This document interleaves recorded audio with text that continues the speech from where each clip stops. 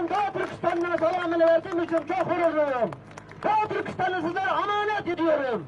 Doğu Türkistan Cumhuriyet kurucusu Sabit Teymurlu'm Doğu Türkistan'ı Mustafa Kemal Atatürk emanet etmişti. 1933 Doğu Türkistan özgür oldu. Tekrar sizlere emanet ediyorum. Ey Türkiye! Mecnunluğunun ümidi Türkiye! Allah senden razı olsun ki Doğu Türkistan özgürlük kadar tanımaz olmamı rica ediyoruz. Rica ediyoruz. One minute, Allah razı olsun.